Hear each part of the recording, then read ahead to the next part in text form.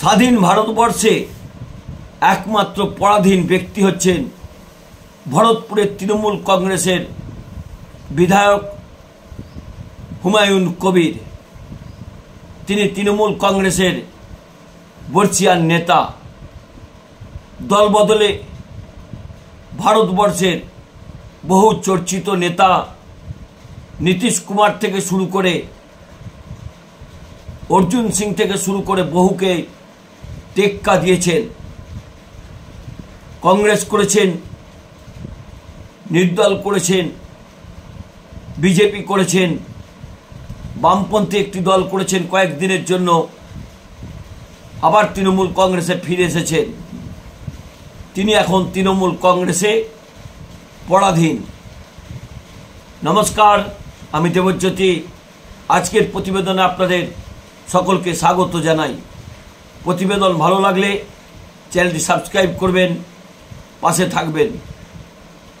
বেশ কয়েকদিন ধরেই দল বিরোধী মন্তব্য করছেন। বেশ কয়েকদিন মানে প্রায় 2 বছর ধরে তৃণমূল কংগ্রেসে থেকে একটু একটু করে তৃণমূল কংগ্রেসের ক্ষতি করছেন। সাম্প্রদায়িক বক্তব্য রেখে দলের ভাবমূর্তি নষ্ট করছেন। কখনো বলছেন বাবরি মসজিদ করবেন মুর্শিদাবাদের বেলডাঙ্গাতে।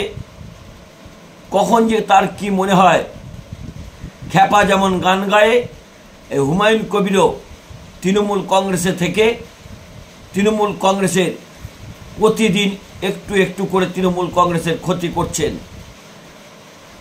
তার আক্রমণের কেন্দ্রবিন্দু মমতা বন্দ্যোপাধ্যায় ছিলেন একসময়, অভিষেক বন্দ্যোপাধ্যায় ছিলেন, কল্যাণ বন্দ্যোপাধ্যায় ছিলেন, ফিরহাদ হাকিম ছিলেন। এখন তার আক্রমণের কেন্দ্রবিন্দু হয়েছেন জেলা সভাপতি অপূর্ব সরকার এবং খলিলুর রহমান।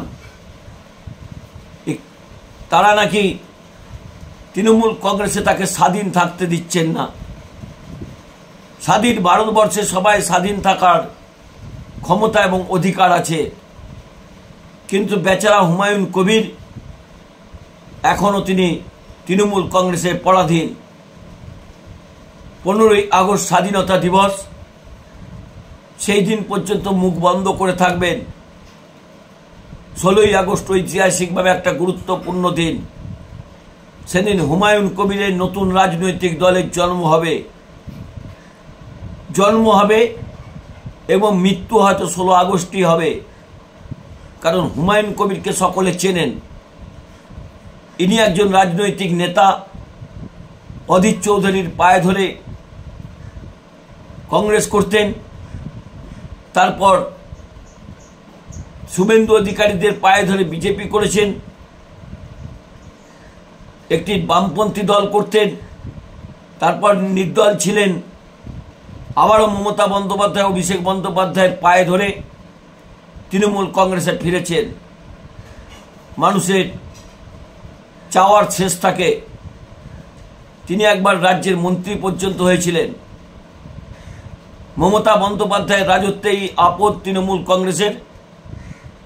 তিনি মন্ত্রিসভার সদস্য ছিলেন, কিন্তু বারবার দলকে বিব্রত করেছেন। কারণ তিনি এতটাই স্বাধীন, কোনো ব্লক সভাপতিকে মানবেন না, কোনো পঞ্চায়েত সমিতির সভাপতিকে মানবেন না, জেলা সভাধিপতিকে মানবেন না, জেলা সভাপতিকে মানবেন না। তিনি একেবারে নিজের মতো করে চলবেন। কারণ এতটা স্বাধীন কোনো একটি রাজনৈতিক দলে থেকে বোধহয় পাওয়া যায় না।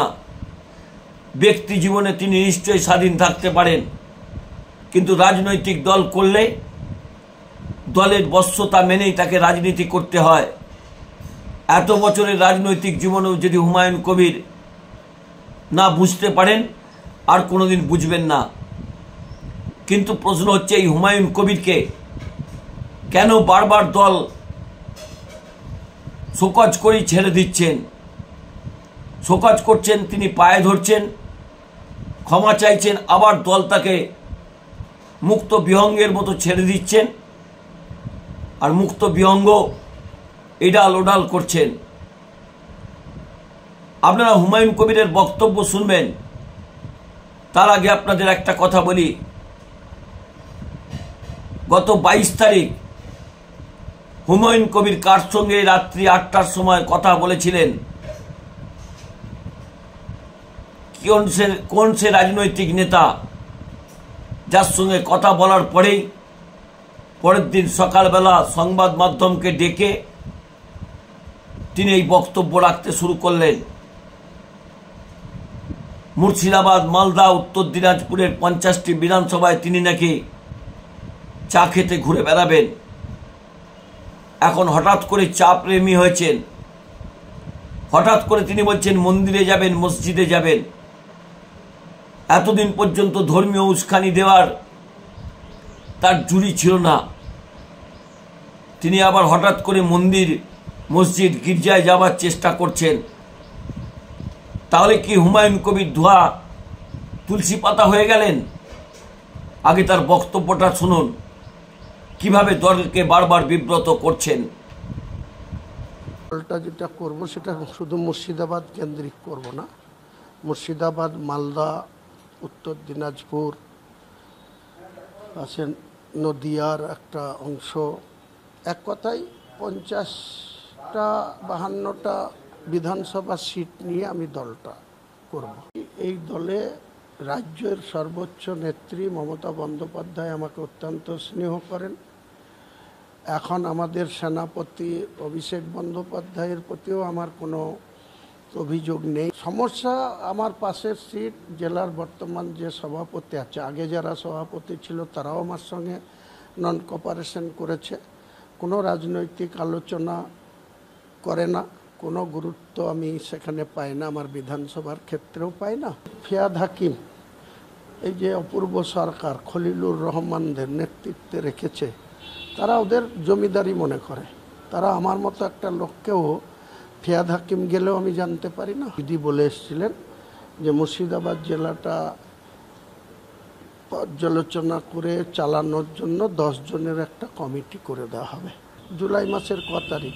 23 তারিখ।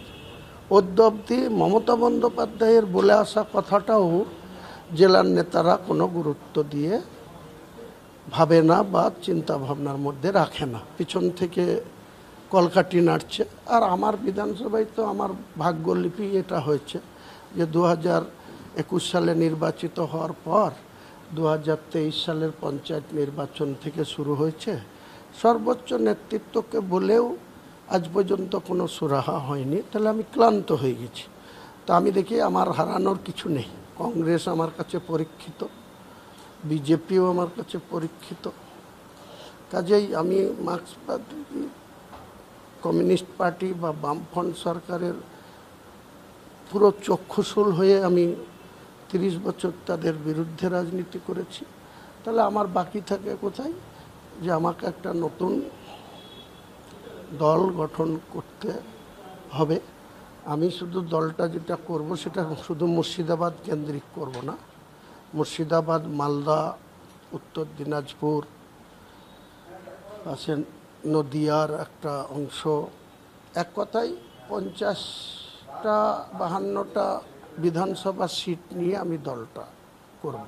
একটা গ্রামগঞ্জে একটা কথা আছে, প্রবাদ বাক্য আছে যে মানুষের যেখানে চাষ করতে গেলে যেটা শক্ত বলদ দরকার, সেই বলদ আমরা আছি, সেই বলদদের কোনো গুরুত্ব না দিয়ে ছাগল দিয়ে ধান মারা হচ্ছে মুর্শিদাবাদ জেলায়। তো সেই বলদের পক্ষে লোক আছে না ছাগলদের পক্ষে লোক আছে মুর্শিদাবাদ জেলায়, সেটা একবার এনাদেরকে চাক্ষুষ করানোর দরকার আছে। দিয়ে যে ধান মারা হচ্ছে মুর্শিদাবাদ, মালদা, দিনাজপুর, সেই সব জায়গার যোগ্য ভোটাররা যাতে যোগ্য সম্মান পায় নেত্রীর কাছে, তার উন্নয়নের ঠিকমতো ইচ্ছা পায় বা অংশ পায়, সেটা মানে তাদের দাবিকে অগ্রাধিকার দেওয়ার জন্যই আমি এটা। আপনারা হুমায়ুন কবিরের বক্তব্য শুনলেন, এরপরেও কি দল চুপ করে থাকবেন? গত কয়েকদিন আগে তিনি 2 জেলা সভাপতিকে পরোক্ষভাবে খুনের হুমকি পর্যন্ত দিয়েছিলেন। তারপরেও দল চুপ করে রয়েছেন। দলের পক্ষ থেকে তাদের নিরাপত্তা নিশ্চয়ই বাড়ানো উচিত, কিন্তু কেন দল চুপ করে রয়েছেন? তৃণমূল কংগ্রেস নেত্রী মমতা বন্দ্যোপাধ্যায়, অভিষেক বন্দ্যোপাধ্যায় কেন বিষয়টিকে গুরুত্ব দিচ্ছেন না? কেন রাজ্য নেতৃত্বের ওপর ছাড়ছেন? এই রকম দলের ক্ষতিকারক কীটগুলো দলকে প্রতিদিন যেভাবে ক্ষতি করছে, দলের তাদের বিরুদ্ধে দৃষ্টান্তমূলক ব্যবস্থা নেওয়া উচিত।